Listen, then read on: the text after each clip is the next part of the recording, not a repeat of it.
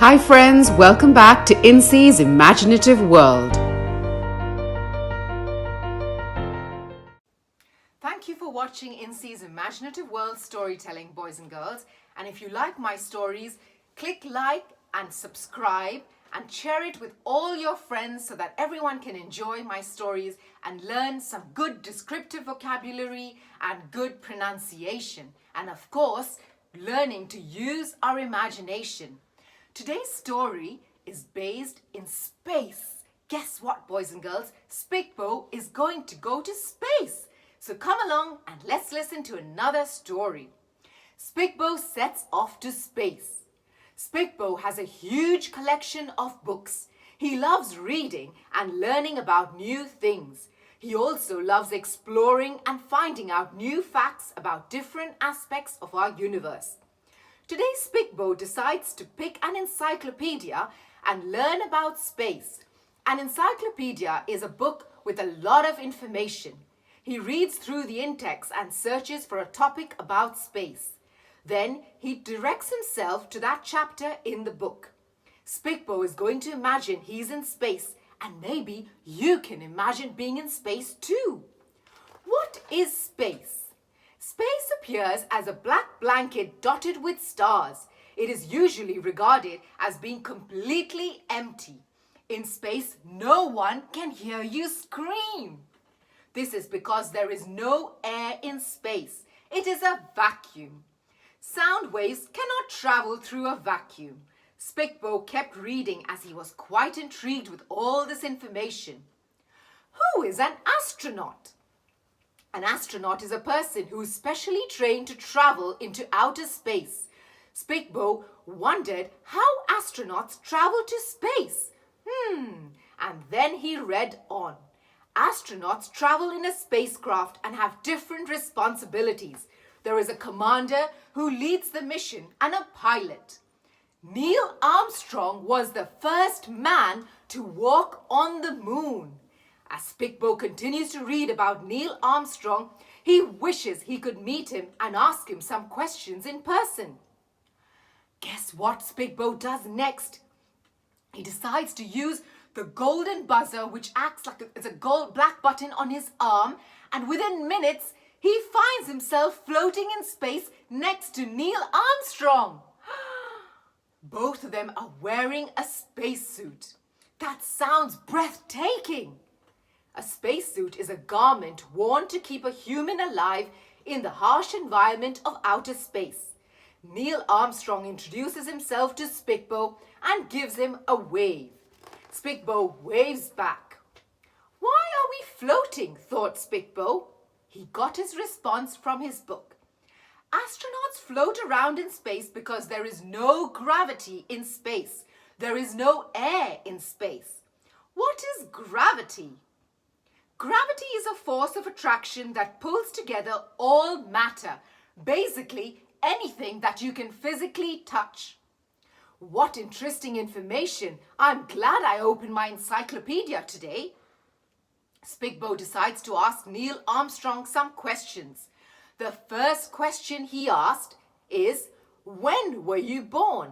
Neil Armstrong replies and says, he was born on the 5th of August 1930 in Wapakoneta, Ohio, which is in the United States.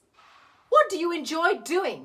Neil Armstrong replied, I am a naval aviator, test pilot, and I enjoy teaching aerospace engineering to students studying at university. It gives me great pleasure to meet you today, SPIKBOW, smiles Neil Armstrong, leaving SPIKBOW with a broad grin on his face. SPIKBOW then asks him another question. When did you first fly into space? I made my first spacelift as pilot of Gemini 8 in March 1966, becoming NASA's first civilian astronaut to fly in space. What is NASA? NASA stands for National Aeronautics and Space Administration. NASA is in charge of US science and technology that is related to airplanes or space. Oh, great! I love learning about scientific facts and space. Maybe I should visit NASA one day, said SPIKBOW. One last question. How did you feel when you took your first step on the moon? Asked SPIKBOW. Oh, the feeling was ecstatic, thrilling, and a sense of achievement filled me up for sure, replied Neil Armstrong with pride. For about 2.5 hours, my colleague and I collected samples and conducted experiments. We also took loads of photographs of our own footprints. That's astonishing. Wow, grinned SPIKBOW from ear to ear. Enough of questions, said Neil Armstrong. Come with me, SPIKBOW. Let's float around and see what we can find. Now, boys and girls, you can pretend to be in space too. Imagine you're an astronaut and you can float in space. Stretch your arms out wide, bend your body forwards and close your eyes. What do you think you would see? How do you think you would feel?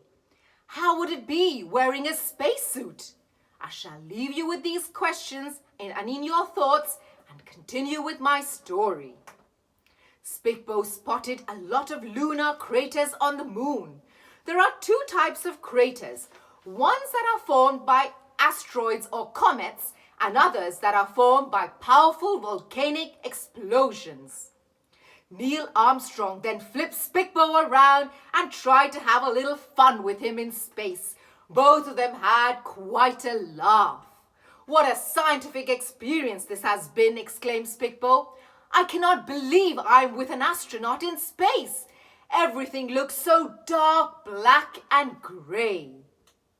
As he was enjoying his beautiful experience, he turned over on his back and realized, to his amazement, Neil Armstrong had exited space. A sad grin appeared on SPIKBOW's face, but he said to himself, what a personality! He was quite shy and reserved, but Neil Armstrong sure was a very brave astronaut. I was lucky that I got the opportunity to laugh and experience a short time in space with him, said SPIKBOW delightfully. To end his excitement, he screamed as loud as he could, I'm the luckiest monster in the world! The end. I hope you enjoyed this story and I can't wait to share some more exciting tales with you next time.